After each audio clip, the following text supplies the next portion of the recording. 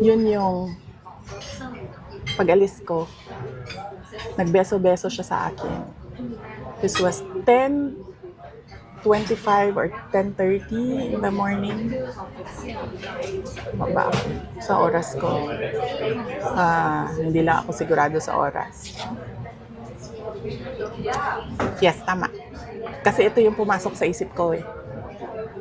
Tama yung oras ko. 10:25, 10:30 in the morning. Amoy alak siya.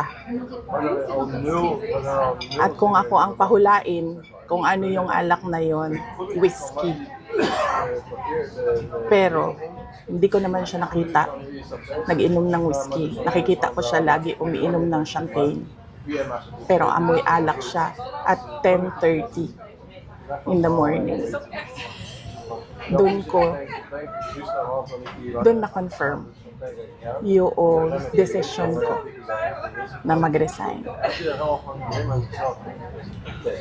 So, hindi ako ang failure. Siguro, ang failure is yung 10:30 pa lang ng umaga, amoy alak ka na.